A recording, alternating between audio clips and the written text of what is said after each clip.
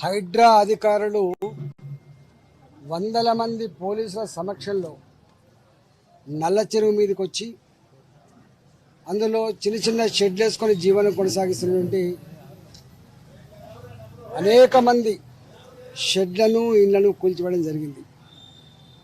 ఆ తదుపరి నేను వెంటనే ఆ ప్రాంతాన్ని సందర్శించినప్పుడు శివయ్య సాయిలు అన్న కొడుకు మహేందర్, సార్ ఈ భూమి మేము కొనుక్కున్న భూమి, అనేక సంవత్సరాలుగా ఉంటున్న భూమి, మా పట్టా భూమి మీదకి వచ్చి మా షెడ్లు కూలగొట్టే అధికారం వీళ్ళకి ఎవరిచ్చిండ్రు?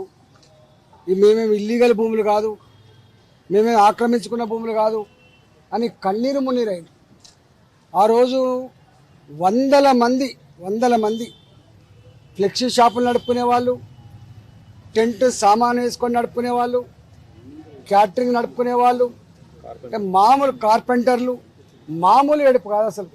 కాళ్ళ మీద పడి వదిలిపెట్టకుండా, సారు మేము లక్షల రూపాయలు కోట్ల రూపాయలు నష్టపోయినాం, మా కుటుంబాలన్నీ కూడా రోడ్ల మీద పడ్డాయి సారు, మీరే కాపాడని చెప్పి దుఃఖించాలి పాపం. సాయిలు కూడా నా మీదకి వచ్చి చేతులు పట్టుకొని బిడ్డ కాపాడు బిడ్డ, నువ్వే కాపాడు బిడ్డ అని చెప్పి అడిగాడు.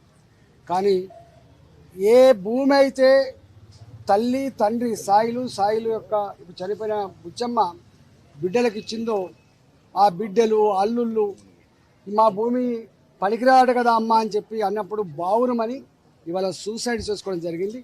బుచ్చమ్మది ఆత్మహత్య కాదు, బుచ్చమ్మను తెలంగాణ సర్కార్ రేవంత్ రెడ్డి ప్రభుత్వమే హత్య చేసినట్టుగా భావిస్తూ ఉన్నాం మేము. ఇవాళ ఇది సర్కారీ హత్య.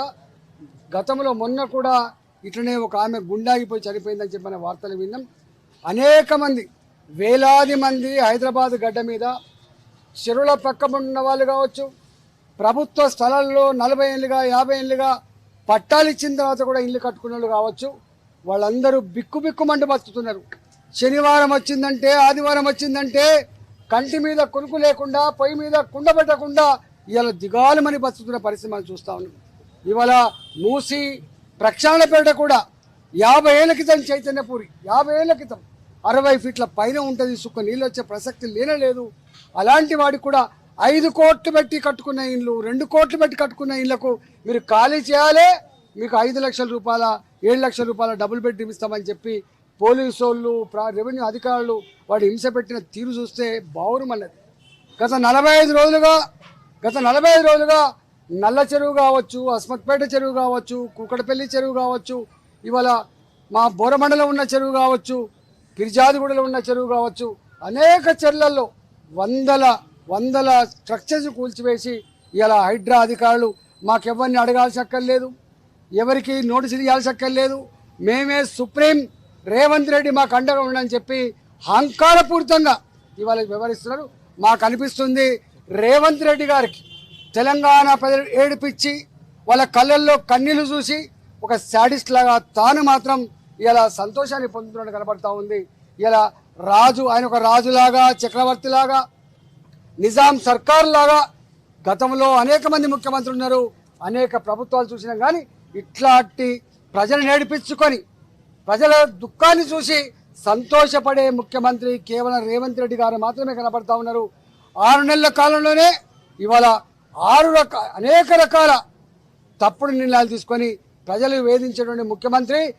కేర్ఫుల్గా ఉండండి, మీది శాశ్వతమైంది కాదు, మీకు ఇచ్చింది అధికారం 5 ఏళ్ల కోసం ఇచ్చింది. 5 ఏళ్ల కోసం ఇస్తే ఇలా 5 అంగళ్ళు చేసి తెలంగాణ ప్రజలు ఉసురు పోసుకుంటున్నావు, చెల్లించక తప్పదని చెప్పి హెచ్చరిస్తా ఉన్నా. నాకు అనిపిస్తూ ఉంది రేవంత్ రెడ్డిని చూస్తే సంజయ్ గాంధీ గారు గుర్తొస్తున్నాడు. ఢిల్లీలో టర్క్మెన్ గేట్ కాడ వేలాది మంది పేదల ఇళ్లను కూల్చేసి ఆనాడు సంజయ్ గాంధీ గారు ఇలా మారుతి కంపెనీకి ఆ భూములు కట్టబెట్టిండు.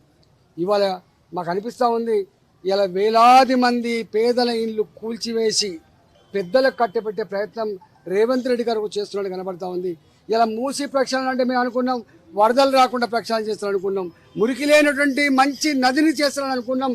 కానీ 50 ఏళ్ల క్రితం కట్టుకున్న కాలనీలకు కూడా RBX రివర్ బెడ్ అని చెప్పి ఇవాళ ఇండికేట్. రేవంత్ రెడ్డి సర్కారు ప్రజలకిచ్చిన హామీలను పరిష్కరించే దమ్ము లేక ఇవాళ డైవర్ట్ చేసే ఉద్దేశంతో వేల కోట్ల రూపాయలు సంపాదించిన ఉద్దేశంతో ఇవాళ ఇట్లాంటి దుర్మార్గాన్ని కొడుకడుతుంది. మేధావులారా, ఇవాళ నిన్న దాకా గొప్ప పని చేస్తుందని చెప్పి భావించేటువంటి మీ రకరకాల పర్యావరణవేత్తలారా ఆలోచన చేయమని చెప్పి కోరుతా ఉన్నా. ఖచ్చితంగా భారతీయ జనతా పార్టీ ఆ బాధితులకు అండగా ఉంటుంది.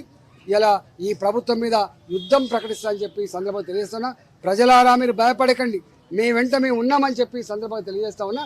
మరొకసారి బుచ్చమ్మది ఆత్మహత్య అని చెప్పి చిత్రీకరించే ప్రయత్నం చేస్తున్నారు. కానీ బుచ్చమ్మ సావుకు కారణం రేవంత్ రెడ్డి సర్కార్. ఇది సర్కార్ హత్య మాత్రమే అని చెప్పి తెలియజేస్తా ఉన్నా.